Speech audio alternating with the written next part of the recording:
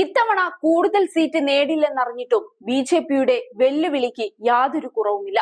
ദക്ഷിണേന്ത്യയിൽ മാത്രമല്ല, രാജ്യത്തിന്റെ കിഴക്കൻ മേഖലയിലും ബി.ജെ.പി ഇത്തവണ വലിയ മുന്നേറ്റം നടത്തുമെന്ന് ആവർത്തിച്ചു പറയുകയാണ് കേന്ദ്ര ആഭ്യന്തരമന്ത്രി അമിത്ഷാ. ഇതുകേട്ട് പൊട്ടിച്ചിരിക്കുകയാണ് കോൺഗ്രസ്.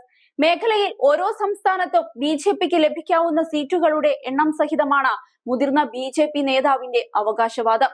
ശനിയാഴ്ച നടക്കാനിരിക്കുന്ന തിരഞ്ഞെടുപ്പിന്റെ അവസാന ഘട്ടത്തിന് മുന്നോടിയായുള്ള പ്രചരണത്തിനിടയ്ക്കാണ് ഷായുടെ ഈ വീരവാദം. പശ്ചിമ ബംഗാൾ ഉൾപ്പെടെയുള്ള സംസ്ഥാനങ്ങളിൽ ഞങ്ങൾ ലീഡ് നേടുമെന്നാണ് അമിത്ഷാ അവകാശപ്പെടുന്നത്.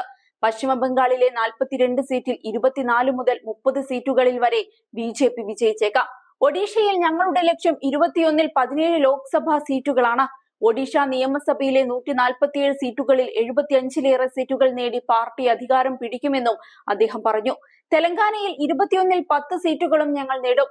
ആന്ധ്രാപ്രദേശിനെ സംബന്ധിച്ചിടത്തോളം ഞങ്ങളുടെ സഖ്യം സർക്കാർ രൂപീകരിക്കുമെന്ന് മാത്രമല്ല, ലോക്സഭയിലെ ബഹുഭൂരിപക്ഷം സീറ്റുകളും സ്വന്തമാക്കും. വടക്കും പടിഞ്ഞാറും ഇപ്പോൾ തന്നെ പ്രബല ശക്തിയായ ബി.ജെ.പി ഇത്തവണ പ്രതിപക്ഷ പാർട്ടികൾ ഭരിക്കുന്ന കിഴക്കും തെക്കുമുള്ള മേഖലകളിലും തങ്ങളുടെ പിടി ഉറപ്പാക്കാൻ വലിയ നീക്കങ്ങളാണ് നടത്തിയത്. കഴിഞ്ഞ തവണ നേടിയ സീറ്റുകളിൽ ഏതെങ്കിലും നഷ്ടപ്പെടുകയാണെങ്കിൽ അത് ഈ സംസ്ഥാനങ്ങളിൽ അധികമായി നേടുന്ന സീറ്റുകൾ കൊണ്ട് പരിഹരിക്കാമെന്നുമാണ് ബി.ജെ.പിയുടെ കണക്കുകൂട്ടൽ. ആന്ധ്രയിലെയും ഒഡീഷയിലെയും നിയമസഭാ തിരഞ്ഞെടുപ്പിലും ബി.ജെ.പിയെ സംബന്ധിച്ച് വലിയ ആത്മവിശ്വാസമാണുള്ളത്. ഒഡീഷയിൽ നവീൻ പട്നായിക്കിന്റെ നേതൃത്വത്തിലുള്ള ബി.ജെ.ഡിയും ആന്ധ്രാപ്രദേശിൽ ഭരണകക്ഷിയായ വൈ.എസ്.ആർ കോൺഗ്രസുമാണ് ബി.ജെ.പി സഖ്യത്തിന്റെ പ്രധാന എതിരാളികൾ. ചന്ദ്രബാബു നായിഡുവിന്റെ നേതൃത്വത്തിലുള്ള തെലുങ്ക് ദേശം പാർട്ടിയുമായും പവൻ കല്യാണിന്റെ ജനസേനയും അടങ്ങുന്ന സഖ്യത്തിന്റെ ഭാഗമായിട്ടാണ് ആന്ധ്രയിലെ ബി.ജെ.പിയുടെ മത്സരം.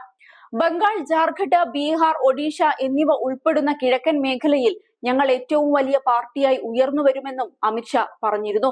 കർണാടക, തെലങ്കാന, ആന്ധ്രാപ്രദേശ്, കേരളം, തമിഴ്നാട് എന്നീ 5 സംസ്ഥാനങ്ങളിലും ബി.ജെ.പി മുന്നേറ്റമുണ്ടാക്കും. എല്ലാ സംസ്ഥാനങ്ങളിലെയും ഏറ്റവും വലിയ പാർട്ടിയായി ഞങ്ങൾ വിജയിക്കുമെന്നും അദ്ദേഹം അവകാശപ്പെടുന്നുണ്ട്.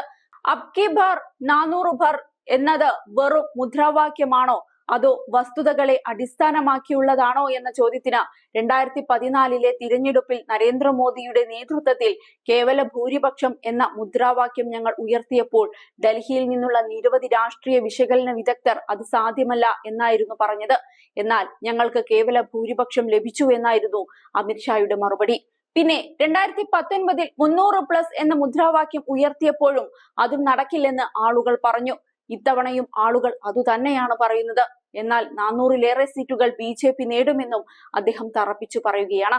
എന്നാൽ മറുഭാഗത്ത് കോൺഗ്രസും ആത്മവിശ്വാസത്തിലാണ്. യു.പിയിൽ ഇത്തവണ പ്രതിപക്ഷ സഖ്യം 40ലേറെ സീറ്റുകൾ നേടുമെന്നാണ് കോൺഗ്രസ് നേതാക്കൾ പറയുന്നത്. ഇത്തവണ കോൺഗ്രസുമായി സഖ്യം ചേർന്നതോടെ രാഹുൽ ഗാന്ധിയുടെയും പ്രിയങ്ക ഗാന്ധിയുടെയും സ്വാധീനം എസ്.പിയോടൊപ്പം ചേർക്കാൻ അഖിലേഷിന് കഴിഞ്ഞു. വലിയ ജനവിഭാഗത്തെ സ്വാധീനിക്കാൻ കോൺഗ്രസിന് കഴിയുന്നുവെങ്കിലും സംഘടനാ സംവിധാനം തീർത്തും ദുർബലമായതിനാൽ വോട്ടാക്കി മാറ്റാൻ കഴിയാത്ത സാഹചര്യം യു.പിയിലുണ്ട്. അവിടെ മികച്ച സംഘടനാ സംവിധാനമുള്ള എസ്.പിയും കോൺഗ്രസും ചേർന്നപ്പോൾ വലിയ മുന്നേറ്റമാണ് ഉണ്ടാക്കാൻ കഴിഞ്ഞത്. ഇന്ത്യ സഖ്യത്തിന്റെ റാലികൾക്ക് യു.പിയിലെങ്ങും വലിയ ജനക്കൂട്ടത്തെ ആകർഷിക്കാൻ കഴിഞ്ഞു.